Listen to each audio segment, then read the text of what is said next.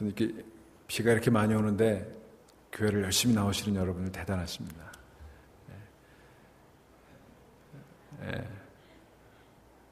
하여튼 귀한 일이에요. 하나님의 은혜가 오늘 우중에도 불구하고 주님 전에 나온 여러분 모두에게 오늘 비처럼 쏟아지기를 주의 이름으로 축원합니다.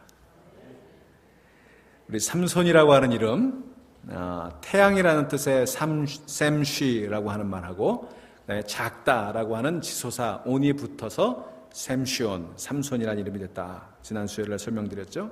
이게 작은 태양이라는 뜻이에요. 태양을 가리키는 거예요. 태양은 누구죠? 하나님이죠. 그러니까 태양은, 삼손은 그 우리의 태양이신 하나님을 가리키는 어떤 그런 손가락 같은 역할을 하는 거예요. 우리가 성경에 나오는 인물들을 볼 때 그 인물들을 보시지 마시고 그 인물을 통해 역사하시는 하나님을 볼 수 있기를 바랍니다. 하나님을 보여주는 책이 성경책이에요. 어떤 개인 영웅을 보여주는 얘기가 아니에요. 삼손이라고 하는 영웅 이야기가 아니고 삼손을 통해 역사하시는 하나님의 이야기예요. 그의 약점을 통해서 얼마나 하나님께서 크게 역사하시는가. 여러분 삼손 보세요. 제가 이 삼손 이야기를 시작하면서 영화, 소설, 문학작품, 무용의 주제가 되는 이야기가 삼손이라고 그랬죠. 가장 많이 쓰여진 소설이에요, 성경 가운데. 왜 그랬을까? 삼손이 힘이 세고 그래서 승승장구만 했다면 그렇게 소설이 써졌을까요? 그러지 않을 거예요. 그 삼손의 실패 이야기가 있기 때문에 그래요. 사람은 누구나 약한 고리가 있어요. 멀쩡해 보이는 사람도요, 다 약점이 있어요. 참 점잖은 사람인 것 같은데 어떤 부분에 약점이 있어요. 유혹이 약한 부분이 있어요. 그렇게 힘이 세고 장사했던 삼손, 하나님의 사람, 이 삼손에게도요, 약한 고리가 있었어요. 번번이 무너지는 그런 약점이 있었어요.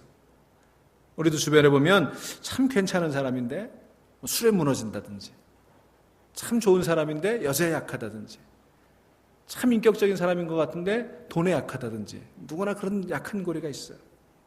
자, 삼손도 그런 약한 고리를 가지고 있었는데 하나님께서 그의 실패, 그의 약점을 어떻게 극복하며 당신의 구원 역사를 이루어 가시는가, 이 이야기를 쓰고 있기 때문에 이게 우리의 관심이 가는 거고 이게 은혜가 되는 말씀이에요. 여러분들에게도 다 약한 고리가 있을 줄로 믿습니다. 참 인격적으로 노력해보고 애써보고 극복해보려고 하지만 번번이 무너지는 그런 약점들, 유혹에 약한 부분들이 있을 거예요. 그러나 여러분, 그런 여러분의 약점, 여러분의 실패에도 불구하고 하나님은 여러분을 택하여 여러분을 통해 놀라운 구원의 역사를 이루어 가심을 믿으시기를 바랍니다. 자, 우리 지난 시간에 살펴봤던 얘기 간단하게 정리하면 삼손에게 여호와의 영이 임하죠. 그랬더니 어떤 일이 벌어졌어요? 여호와의 영이 임하면 굉장히 대단한 하나님의 일을 해야 될 것 같은데 그가 한 일이 이방인이고 원수인 블레셋 여자와 결혼하겠다는 것이었습니다. 그런데 이 터무니없는 계획이 사실은 하나님에게로부터 나왔다라고 성경은 해석하고 있죠. 이 터무니없는 계획같이 보이는 그 일을 통해서 하나님께서는 원수의 땅 블레셋을 칠 틈을 찾고 계셨던 것입니다. 자, 삼손은 그래서 블레셋 땅으로 내려가죠. 그 길목에서 달려드는 젊은 사자, 젊은 사자라고 하는 건 어린 사자가 아니고 강하고 용맹한 사자를 상징한다고 그랬어요. 그 젊은 사자를 맨손으로 쳐 죽였습니다. 이 사건은 여호와의 영이 강하게 삼손을 도왔기에 가능했던 것이고 하나님께서 이제부터 삼손과 함께 하시겠다라고 하는 것을 상징적으로 보여주는 것이었습니다. 하나님의 약속이었어요. 삼손아, 이제 네가 블레셋과 싸울 때 혼자 싸우는 것이 아니다. 이제는 기드온의 용사처럼 300명도 없고 아무도 너와 함께 싸워줄 사람이 없지만 내가 너와 함께 싸우겠다는 것을 상징적으로 보여주신 약속이었어요. 그런데 그 약속에도 불구하고 삼손이 이제 또 실패하죠. 뭐 때문에 실패해요? 수수께끼를 내고 그 수수께끼를 통해서 블레셋을 치려고 했던 그 계획, 결혼하기로 한 아내가 삼손을 유혹하죠. 결국 그게 넘어가 버리고 말았어요. 삼손은 어디에 약한 고리가 있었어요? 여자에게 약한 고리가 있었어요. 이해가 되죠? 여러분 이해가 안 되세요? 난 이해가 돼요. 자, 그런데 여기까지가 지난 시간 이야기예요. 자, 삼손은 비참한 실패로 그의 인생이 끝나는 것 같았어요. 하나님의 멋진 계획, 그것이 숲으로 돌아가는 것 같았어요. 그런데 오늘 본문에 보면 삼손의 실패를 멋지게 만회하는 하나님을 만날 수가 있어요. 자, 수수께끼 게임에서 졌죠. 그래서 이제 겉옷, 속옷 30벌 아주 큰 액수예요. 큰 돈이에요. 그걸 약속해서 이제 그걸 준비해야 되는데 오늘 14장 19절에 보니까 뭐라고 되어 있습니까? 여호와의 영이 삼손에게 갑자기 임하심에 그랬어요. 자, 삼손은 아내의 유혹에 넘어가서 그 게임에 져버리고 말았죠. 그래서 삼손이 실패한 거예요. 하나님의 계획이 무너진 것 같았어요. 그런데 그 순간 여호와의 영이 삼손에게 임했어요. 여러분, 우리의 실패의 현장에서 주님의 영이 우리에게 임하시는 줄로 믿으시기를 바랍니다. 여러분, 낙심할 거 없어요. 내가 실패한 거지 하나님이 실패한 거 아니에요. 내가 포기하는 거지 하나님이 포기하시는 거 아니에요. 내가 아무리 크게 실패했더라도, 내가 아무리 무너졌더라도 주의 영이 임하시면 놀라운 일이 일어나게 되는 거예요. 자, 삼손에게 갑자기 주의 영이 임했다. 여호와의 영이 임했다 그랬어요. 여러분, 오늘 낙심하고 실패해 있는 여러분 가운데 주의 영이 갑자기 임할 수 있기를 주의 이름으로 축원합니다. 오늘 말씀 듣는 가운데 주의 영이 여러분 가운데 임해야 되겠어요. 오늘 찬송하고 기도하는 가운데 주의 영이 임하기를 간절히 바랍니다. 자, 그렇게 주의 영이 임했더니 그가 어디에 내려갔어요? 딥나로 내려가서 이제 아스글론에 내려가서 그곳에서 이제 수수께끼 푼자들에게 갚아야 되는 그 옷을 빼앗아다가 이제 가져다 줍니다. 그런데 그 사이에 사단이 났어요. 무슨 일이 난 거죠? 삼손이 화가 났어요. 게임에 지고 자기가 그 아내 유혹에 넘어간 게 너무 억울했겠죠. 야, 내가 이거밖에 안 되는 존재인가? 하나님이 나에게 명하신 게 있고 내가 이루어야 될 일이 있는데 그 여자의 유혹에 이렇게 넘어가서 실패하고 말다니요. 몹시 화가 났던 것 같아요. 그래서 심히 노하여 여기 보니까 심히 노하였다는 것은 아마 제가 해석하기에는 블레셋 사람들에 대한 분노도 있었겠지만 아마 자기 자신에 대한 분노였을 것 같아요. 여러분, 우리 그렇잖아요. 어떤 일이 실패하고 나면 참 내가 싫죠. 내가 이거밖에 안 되나. 내가 이런 유혹도 이겨내지 못하나. 여러분, 우리는 크고 작은 유혹에 날마다 실패해요. 잠의 유혹에 실패하고, 먹을 것의 유혹에 실패하고, 게으름의 유혹에 실패하고, 무슨 대단한 유혹, 무슨 큰 뇌물에 실패하는 거야 뭐 그렇다고 쳐요. 그죠? 무슨 대단한 유혹에 넘어가는 거야 뭐 누구나 그럴 수 있다고 치지만 우리 아주 작은 생활의 유혹에도 넘어가잖아요. 삶의 유혹에. 그럴 때마다 얼마나 내 자신이 비참하게 생각이 들고 자괴감이 듭니까? 아마 그래서 그는 아버지 집으로 돌아갔던 것 같아요. 결혼이 오고 다 화가 나서 돌아가 버렸어요. 그랬더니 그의 장인이 집으로 돌아갔어? 그래, 그럼 나도 생각을 바꿔야지. 그리고는 그 딸을 삼손의 친구, 들러리로 왔던 삼손의 친구에게 아내로 줘버려요. 이게 참 사사기를 읽어보시면요, 어처구니 없는 일들이 많이 일어나요. 그게 왜 그러냐면 이 사사시대라고 하는 거, 특별히 사사시대 후반부에 오면 사람들이 저마다 자기 소견에 옳은 대로 살던 때였어요. 도덕이고 윤리고 뭐 모든 것들이 다 무너진 그런 시대였어요. 하나님 없이 자기가 왕이 돼서 살겠다고 하는, 자기가 인생의 주인 되어 살겠다고 하는 사람의 삶이 이러는 거예요. 자, 그렇게 해서 아내를 들러리인 삼손의 친구에게 줘버렸어요. 삼손이 자기 집으로 돌아갔다가 얼마 후에 마음이 바뀌었어요. 그래서 이제 아내를 데리러 돌아옵니다. 자기도 멋쩍었는지 염소 새끼 한 마리를 이제 선물로 가지고 돌아옵니다.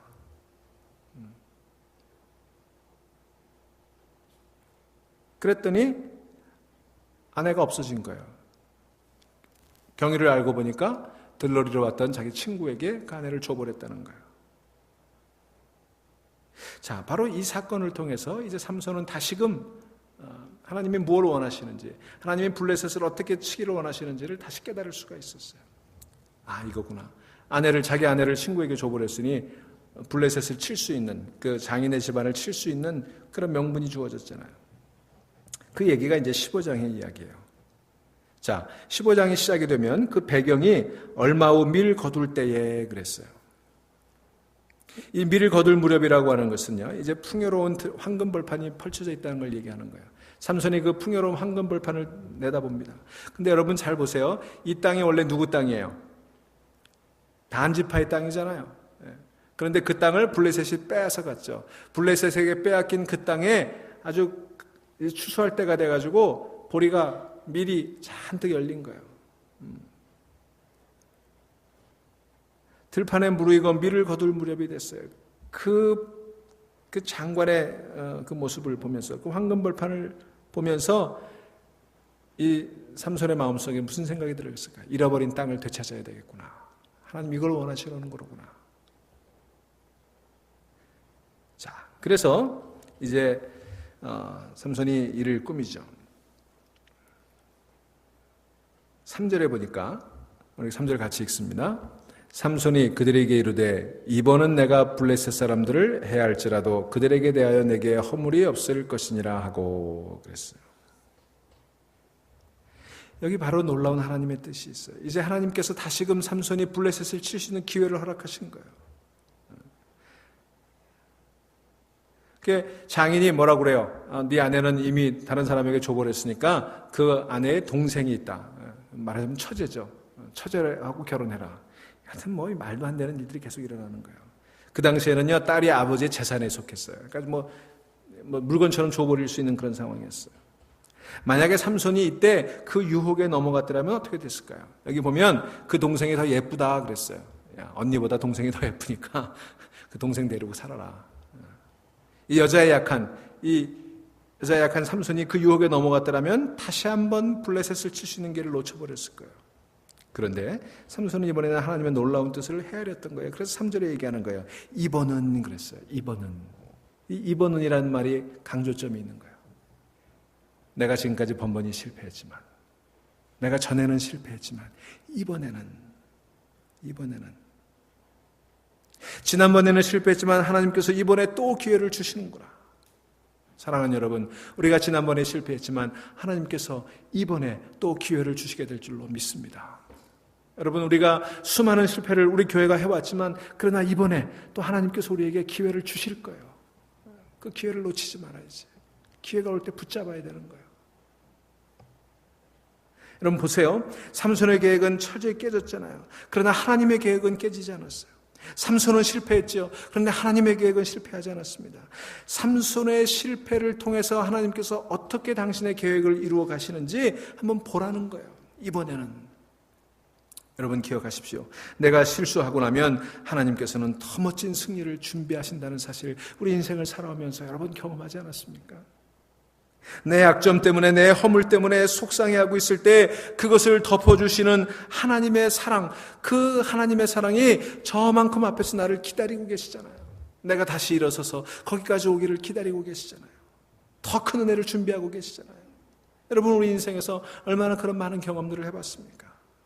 조그마한 문이 닫혀서 그 앞에서 발을 동동 구르고 있을 때 하나님께서 더 큰 문을 열어주시는 경험들을 해보시지 않았어요? 그런 경험을 했다면 이번에 실패했던 그 일을 다시 딛고 일어서서 정말 이번에는 다시 한번 성공할 수 있는 여러분의 삶이 되시기를 주의 이름으로 축원합니다. 삼손의 하나님은 바로 그런 하나님이셨습니다. 지난번에는 실패했지만 다시금 이번에는 새롭게 기회를 주신 하나님, 그 하나님이 저와 여러분의 하나님이신 줄로 믿으시기를 바랍니다. 자, 그래서 이제 불법적으로 남의 아내를 빼앗은 저들을 어떻게 칠 수 있을까 고민하며 들판을 바라보는데 황금벌판이 넘실대고 있어요. 그렇다. 저 밀밭에 불을 지르자. 저 평원은 원래 하나님이 우리에게 단지파에게 주셨던 하나님의 땅이 아니던가. 자, 그리고 거기에 불을 지르기로 이제 작정을 해요. 근데 도와줄 사람이 없어요. 동족 이스라엘 가운데 함께 할 사람이 없는 거예요. 기도하는 마음으로 들판을 돌아보는데 거기 짐승떼가 눈에 띄었어요. 우리말 성경에는 여우라 이렇게 번역이 되어 있는데 자칼이라고 영어로도 되어 있죠. 승냥이에요, 승냥이. 원래 여우는 이렇게 집단으로 다니잖아요. 근데 이 승냥이들은 떼로 다니거든요. 그래서 거기 승냥이 300마리가 있었어요. 삼손이 힘이 세지만 300마리를 어떻게 사로잡았는지 모르겠어요. 어쨌든 그 상냥이 300마리를 사로잡아서 이제 그 승냥이를 통해서 그 들판에 불을 지릅니다. 여러분, 이 300이라는 숫자가 여기 또 나오죠. 전에 언제 나왔어요? 기드온의 300용사. 이번에는 기드온의 300용사처럼 자칼들이, 승냥이들이 삼손의 특공대가 됩니다. 도망가지 못하도록 두 마리를 이렇게 꼬리를 묶어가지고 그 가운데에 횃불을 이렇게 꼽아놓고 불을 질러요. 그리고 그들을 놓아두었더니 그들이 갈팡질팡 우왕좌왕하면서 온 들판을 휘젓고 다니며 거기 추수해놓은 곡식 더미를 불지르고 아직 추수를 기다리고 있는 곡식더미 그 밭을 불태우고 이어서 포도밭, 감람나무 밭으로 다 다니면서 불을 지르는 거예요. 여러분 통쾌한 장면 아닙니까? 하나님의 백성들이 차지해야 될 땅, 그 단지파의 땅, 블레셋이 차지하고 있을 때 그 땅을 하나님께서 초토화시켜버리시는 거예요. 이 기록은 성경에서 참 특이한 기록인데요. 바로 이 삼손의 불놀이는 딥나 곡창지대를 놓고 오랜 시간 싸웠던 이스라엘과 블레셋 싸움의 절정이었어요. 블레셋과 이스라엘이 항상 거기가 곡창지대니까 그걸 놓고 싸웠거든요. 이제 그 싸움이 막바지로 가는 아주 절정이었어요. 여러분 보십시오. 이 사사시대를 우리가 쭉 보았습니다만 하나님께서는 때로 왼손잡이 에훗을 쓰시기도 하고 장애인을 들어 쓰시기도 하고 전쟁의 사령관으로 여성을 들어 쓰시기도 하고 첩의 자식으로 이스라엘을 구원하시기도 하고 이제는 이 승냥이 특공대를 통해서 이스라엘을 구원하시는 거예요. 그 승냥이들은요 어떤 용사들보다도 더 용감했어요. 더 효과적이었습니다. 여러분 기억하십시오. 하나님은 들짐승들을 불러 모아서라도 당신의 일을 이루시는 분이십니다. 애굽에서 이스라엘을 구해냈을 때 메뚜기들을 통해서 개구리들을 통해서 이들을 통해서 역사하시잖아요. 여러분 하나님께서 구원을 이루시겠다고 작정하시면요 반드시 이루세요. 뭘 통해서도 이루세요. 그게 하나님의 구원의 고집이에요. 여러분도 한 고집 하세요? 여러분 우리가 한 고집해도요 하나님의 고집을 이겨낼 수가 없어요. 우리를 구원하시겠다고 하는, 우리를 반드시 살려내시겠다고 하는 이 하나님의 고집은요 누구도 꺾을 수가 없는 거예요. 자, 한순간에 추수할 곡창지대를 잃어버린 블레셋 사람들, 이게 무슨 일인가 당황했겠죠. 아니 이스라엘이 쳐들어왔다면 이해가 돼요. 수천 수만 군사가 쳐들어왔다면 이해가 돼요. 그런데 이 승냥이들이 난리를 치면서 다 자기들이 모아놓은 그 곡창지대를 불태우니까 얼마나 황당했겠습니까? 알고 보니까 삼손이 아내를 빼앗긴 분풀이로 그 일을 저질렀다는 거예요. 그들은 하나님께서 하셨다는 걸 모르고 있었죠. 화가 난 블레셋 사람들이 이제 이 경위를 알아보니까 삼손의 아내를 그 장인이 다른 친구에게 줬다는 그 일 때문에 사단이 났다는 것을 알고는요 그 장인 집에 찾아와서 장인 집을 불태워버려요. 그리고도 화가 풀리지 않아가지고 장인까지 불에 던져버리는 거예요. 그 딸들도 불에 던져버렸어요. 뭐가 일어난 거예요? 자중질환이 일어난 거예요. 하나님의 심판이 이렇게 무섭게 이루어지는 거예요. 자, 이제 삼손에게 또 기회가 생겼죠. 삼손의 처가와 아내를 다 죽인 거 아니에요, 블레셋 사람들이. 그러니까 그걸 또 이용해서 그걸 빌미로 이제는 블레셋 사람들을 직접 타격하는 기회가 찾아온 거예요. 그래서 오늘 8절에 보니까 8절 말씀에 블레셋 사람들의 정강이와 널쩍다리를 크게 쳐서 죽이고 내려가서 에담 바위 틈에 머물렀더라, 이렇게 돼 있어요. 좀 특이한 표현인데요. 정강이와 넓적다리를 쳤다라고 하는 것은요, 여기서 정강이와 넓적다리는 남자의 생식 기능을 상징하는 성경적인 표현이에요. 그럼 무슨 얘기예요? 젊은 사람들을 다 죽였다. 저들을 아주 초토화시켰다라는 그런 표현인 거죠. 그러니까 힘쓸 만한 사람들은 다 처치했다, 그런 얘기가 되는 거예요. 자, 여러분 한번 그림을 그려보세요. 불타는 딥나 평원, 불타는 삼손의 처가, 피롤룩진 블레셋 마을. 이 모든 것들이 저 블레셋을 향한 하나님의 진노, 하나님의 심판을 상징하는 거예요. 하나님이 주신 약속의 땅을 빼앗은 이방을 향한 하나님의 징계였습니다. 하나님은요, 당신이 내 자녀들을 징계하시기는 하지만 당신 자녀들을 징계하는 저들은 용납하지 않으시는 거예요. 그게 하나님의 마음이에요. 비록 내가 부직갱이로 내 자식을 때릴지언정 그 자식을 징계하고 나면 그 부직갱이 부러뜨려서 불에 집어 던져버리는 그 마음인 거예요. 내 자녀들, 사랑스러운 내 백성들 건드린 놈들 내가 가만두지 않겠다. 여러분, 하나님은요, 우리를 대적의 손에서 반드시 건져주시는 줄로 믿으시기를 바랍니다. 우리 대적들을 그냥 두지 않으세요. 여러분, 두려워하지 마세요. 걱정하지 마세요. 자, 이런 일들이 벌어진 이후에 블레셋은 또 반격하고 싶었겠죠. 복수하고 싶었겠죠. 그런데 누구에게 복수해야 돼요? 여우를 잡아서, 자칼을 잡아서, 승냥이 잡아서 복수할 수 없잖아요. 보니까 사람이라고는 그 승냥이들로 불지르게 한 그 삼손 혼자였어요. 그래서 이 삼손을 체포하려고 하는데 기운으로는 당해낼 수가 없죠. 그래서 이번에는 어떻게 이용합니까? 유다 지파 사람들을 이용해요. 우리가 8절까지 읽었는데 9절부터 보시면 이제 유다 지파는 단 지파하고 같은 이스라엘 지파 아닙니까? 동족을 이용하는 거예요. 그래서 동족을 통해서 삼손을 체포하려고 그래요. 여러분 이거 알아두셔야 돼요. 마귀는요 항상 언제나 우리의 가까운 자들을 이용해서 우리를 넘어뜨려요. 여러분 예수님을 체포할 때 12제자 가운데 가룟 유다가 그 일을 하지 않습니까? 그게 사단의 전략이에요. 늘 우리 가까운 사람들이 나를 넘어뜨리는 자가 되는 거예요. 여러분 그래서 이제 이들이 그 9절 이하에 보면요, 유다에 와가지고 블레셋 사람들이 이 유다 사람들을 이제 으름장을 놓고 협박을 하죠. 그래서 그들을 모아가지고 3,000명의 군사를 모아요. 그래서 그 3,000명이 삼손을 잡으러 가는 거예요. 참 딱한 노릇이에요. 여러분 보세요. 삼손이 블레셋과 싸울 때는요 한 사람도 삼손과 함께하는 사람이 없었어요. 이스라엘 가운데 대적 블레셋과 맞서 싸울 수 있는 사람이 한 사람도 없었어요. 그래서 삼손이 혼자 싸우고 오죽하면 승냥이 300마리 데리고 싸웠겠어요. 그런데 그 삼손을 치려고 하는 블레셋의 계획에 동조하고 나선 유다 사람, 동족들이 3,000명이나 됐다는 거예요. 11절에 그들이 하는 말이 참 가관이에요. 보세요. 유다 사람 3,000명이 에담 바위 틈에 내려가서 삼손에게 이르되, 이제 에담 바위에 쉬고 있고 숨어 있는데 그 삼손을 찾아간 거예요. 유다 사람 3,000명이 너는 블레셋 사람이 우리를 다스리는 줄 알지 못하느냐? 내가 어찌하여 우리에게 이같이 행하였느냐?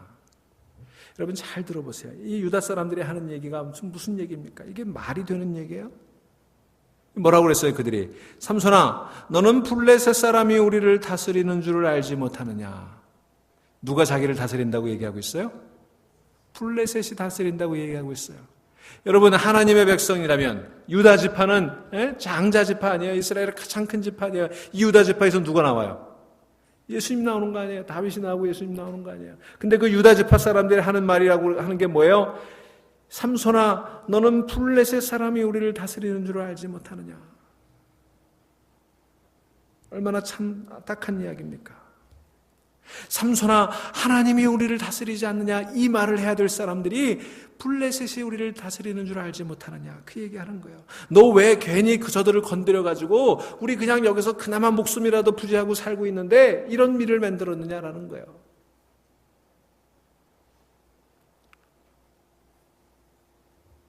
여러분 3,000명이나 일어났으면 블레셋을 쳐야죠. 그때 블레셋 사람들이 1,000명 있었어요. 그 1,000명이면 3,000명으로 치고도 남음이 있지 않겠어요? 거기다 삼손까지 붙어보세요. 얼마든지 물리칠 수 있는 거예요. 그런데 그 3,000명이 일어서가지고 삼손 한 명하고 싸우겠다는 거예요. 너 왜 이런 일을 벌려가지고 우리 귀찮게 하느냐?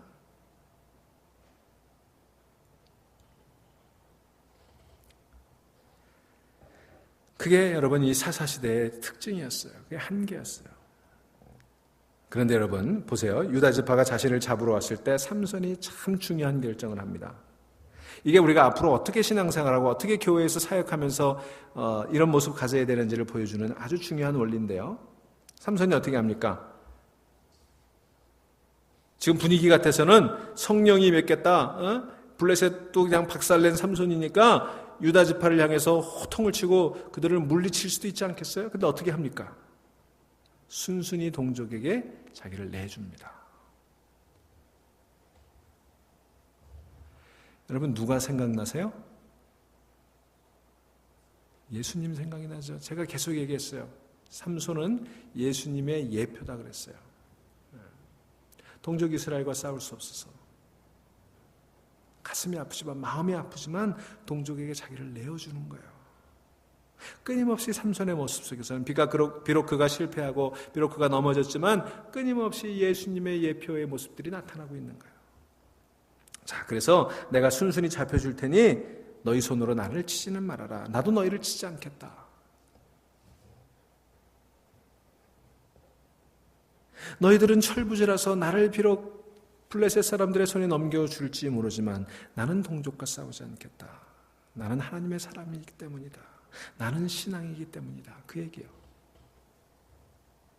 여러분 가끔 보면요, 교회에서도 그렇고 우리 기독교계에서도 그렇고 교회 밖에서 교회를 욕하는 사람들이 있어요. 기독교 밖에서 기독교를 욕하는 사람이 있어요. 자기가 기독교인이면서. 여러분 보세요. 우리 이민자들 속에도 그런 분이 있어요. 자기 한국 사람인데 말끝마다 한국 사람은 이래 산대. 한국 사람은 이래 산대. 기독교는 이래서 틀려먹었어.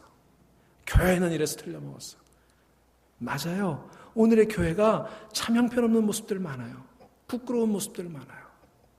오늘의 기독교인들이, 오늘의 목회자들이 정말 하나님 앞에 회개해야 될 그런 많은 부끄러운 모습들이 있어요. 그런데 안에서 함께 끌어안고 함께 눈물을 흘리며 회개해야지. 자기는 거룩한 양, 교회 밖에서 교회 욕하고 기독교 밖에서 기독교 욕하고. 여러분 교회는요, 하나님 앞에 설 때까지 끊임없이 회개하고 개혁해야 될 그런 죄인들의 공동체예요. 그래서 허물이 많아요. 그렇다고 다 까발리고, 그렇다고 밖에서 남 얘기하듯 그렇게 교회를 비판하면 결국 세상 사람들이 볼 때는 교회가 뭐가 되겠어요? 결국 그것이 선교를 방해하고 그것이 주님의 몸된 교회를 깨트리는 것 되지 않겠어요? 여러분 삼손은요, 유다 지파가 제대로 된 지파라서 저들에게 자기를 내주겠다고 한 게 아니었어요. 하나님의 사람이, 하나님의 교회가 아무리 모자라도 못나 보여도 그들을 치지는 않겠다는 거였어요. 여러분 우리가 교회에서 사역하면서 신앙생활하면서 이런 마음 가지고 있어야 돼요. 절대로 우리끼리 싸우고 절대로 우리끼리 손가락질하고 절대로 우리끼리 비판하고 그러면 안 돼요. 우리 안에서 정말 옷을 찢으며 마음을 찢으며 회개하는 그런 역사가 일어나야 되지 않겠어요? 자, 그래서 삼손은 유다 지파의 손에 순순히 붙잡혀서 새 밧줄, 여기 새 밧줄이라고 하는 건 튼튼한 밧줄이라는 뜻이죠. 낡아서 끊어질 수 있는 그런 밧줄이 아니에요. 아주 튼튼한 새 밧줄을 상징하는 거예요. 그 새 밧줄의 결박이 되어 블레셋 손에 넘겨집니다. 우리 예수님 십자가에 못이 박히고 온몸에 가시관을 쓰고 그렇게 붙잡혔던 것처럼 삼손 그렇게 넘겨집니다. 힘없이 삼손이 묶인 채 잡혀오자 블레셋 사람들이 환호합니다. 바로 그 순간 오늘 본문 14절 보시면 우리 보실까요? 삼손이 레아에 이를 때 이름에 블레셋 사람이 그에게로 마주 나가며 소리를 지를 때, 마치 예수님이 잡혀갈 때 그를 십자가에 못 박으라 십자가에 못 박으라 크루시파임 크루시파임 외쳤던 그 예루살렘 거리의 사람들처럼 이 블레셋 사람들이 소리를 지르는 거예요. 그때 여호와의 영이 삼손에게 갑자기 임하시매 그랬어요. 다시 한번 여호와의 영이 임한 것입니다.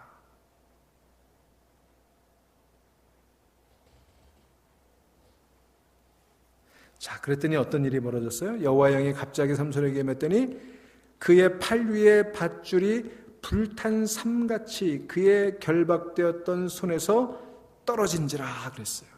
불탄 삼이라는 게 뭐예요? 여러분 밧줄 삼으로 만들죠. 그 불탄 삼 밧줄이 불이 타버리니까 어떻게 돼요? 훅 풀어지고 끊어져 버리는 거예요. 결박이 풀어진 거예요.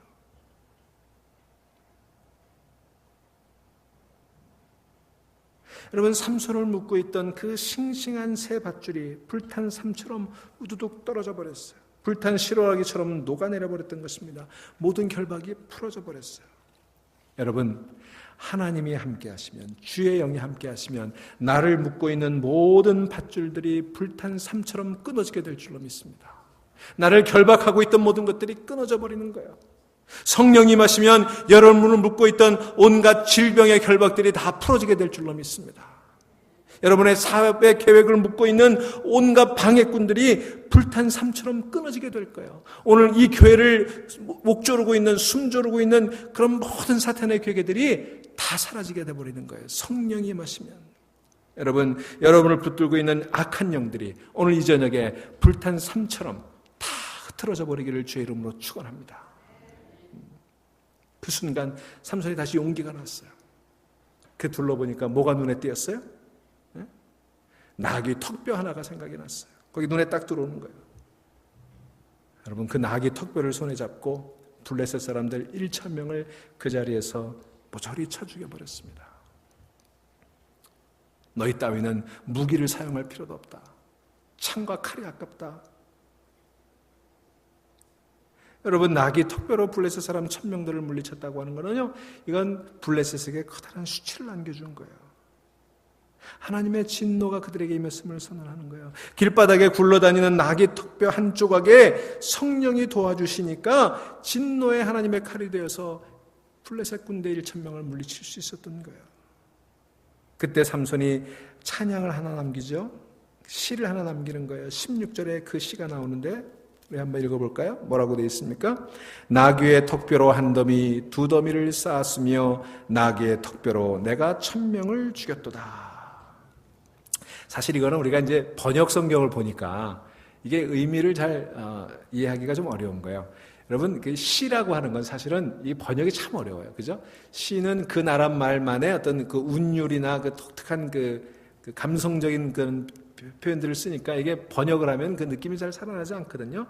원래 이 나귀 턱뼈로 한 마디 두 더미를 쌓았으며라고 하는 이 말은요, 이 학자들은 이 노래를 굉장히 그 유명한 노래로 쳐요. 왜냐하면 나귀 턱뼈라고 하는 그 단어하고 한 더미, 두 더미 할 때 그 더미라고 하는 말이 같은 말이에요.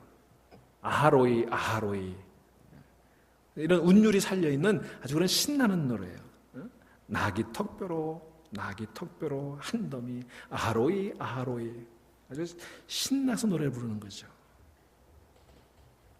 여러분, 주의 영이 임하면 우리를 결박하고 있던 모든 밧줄들이 다 풀어지고, 그리고 길거리에 굴러다니는 턱뼈로도 우리는 대적들을 물리치며 우리는 이런 기쁨의 찬양, 아하로이, 아하로이, 이 찬양을 부르게 될 줄로 믿습니다.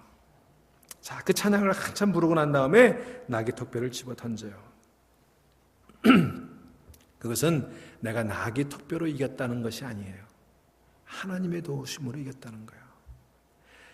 우리의 승리는요, 나귀 턱뼈에 있는 것이 아닙니다. 하나님께 있는 거예요.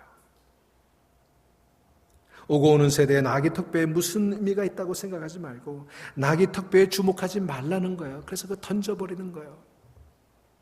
하나님이 함께 하실 때 길거리에 굴러다니는 돌들로도, 길거리에 굴러다니는 나귀 턱뼈로도 놀라운 일을 이룰 수 있다는 거예요. 하나님이 함께 하실 때 보잘것없는 우리 인생들도, 보잘것없는 모세의 지팡이도 다 하나님의 손에 붙들리면 놀라운 일을 이루게 될 줄로 믿습니다. 사랑하는 여러분, 여러분의 삶이 정말 길거리에 굴러다니는 아무것도 아닌 그런 존재들일지 모르지만 하나님 손에 붙들리면, 주의 영에 붙들리면 귀한 사역을 감당하게 될 줄로 믿습니다. 자, 그리고 나서 이제 삼손이 승리를 이루게 되죠. 그 승리를 이루고 난 삼손은요, 굉장히 갈증을 갑자기 느꼈어요. 오늘 보면 19절에 18절을 보실까요? 삼손이 심히 목이 말라 여호와께 부르짖어 이르되. 자, 이 표현이 참 흥미로운 표현이에요. 그렇게 큰 승리를 하고 나서 삼손이 갈증을 느꼈어요. 여러분, 우리가 인생의 어떤 승리를 하고 났을 때 말할 수 없는 공허감이 몰려올 때가 있어요. 두려움이 몰려올 때가 있어요. 갈증이 느껴질 때가 있어요. 여러분, 그럴 때도 하나님은 여러분과 함께 해주시는 줄로 믿습니다. 여기 보세요. 그렇게 목이 말라 내가 목마르다 그렇게 하소연하니까 19절에 하나님이 레아이에서 한 우묵한 곳을 터뜨리시니 거기서 물이 솟아나오는지라 삼손이 그것을 마시고 정신이 회복되어 소생하니 그러므로 그 샘 이름을 에낙고레라 불렀으며 그 샘이 오늘날까지 레아에 있더라. 여러분, 우리가 인생의 갈증을 느낄 때, 두려움을 느낄 때, 그때 우리를 구원하신 하나님께서 우리에게 놀라운 은혜를 베풀어 주시는 줄로 믿습니다. 우리 삶에 샘을 터뜨려 주시는 거예요. 그 순간에도 하나님 우리 함께 하시는 거예요. 자, 오늘 이야기를 정리합니다. 여러분, 삼손은요, 끊임없이 실패한 사람이었어요. 그러나 삼손의 실패가 하나님의 실패는 아니었습니다. 삼손의 실패에도 불구하고 하나님은 끊임없이 당신의 구원의 역사를 이루어 가십니다. 여러분이 실패했을 때도 하나님의 계획은 실패하지 않게 될 줄로 믿습니다. 여러분이 어려움이 있고 고난이 있고 힘든 일이 있다 해도 낙심하지 마시기를 바랍니다. 하나님의 계획은 절대로 실패하지 않습니다. 여러분을 향한 하나님의 사랑의 계획은 무너지지 않습니다. 여러분을 통해 이루어가기로 한 멋진 승리의 전략은 결코 실패하지 않습니다. 이 땅에 살아가는 동안 여러분은 영광스러운 사역자로 쓰임받게 될 것입니다. 그러니 주의 영이 여러분 가운데 임하기를 소망하며 주의 영을 갈급하여 하는 여러분 되시기를 주의 이름으로 축원합니다. 그래서 여러분이 멋진 승리를 이루었을 때 주의 영이 임해서 여러분을 속박하고 있는 모든 밧줄들, 모든 결박을 풀고 그리고 길거리에 굴러다니는 나귀턱뼈로 승리를 이루었을 때 여러분도 삼손이 불렀던 이 노래 아로이 아로이 찬양을 부를 수 있는 여러분의 복된 삶이 되시기를 주의 이름으로 축원합니다. 우리 기도하십시다.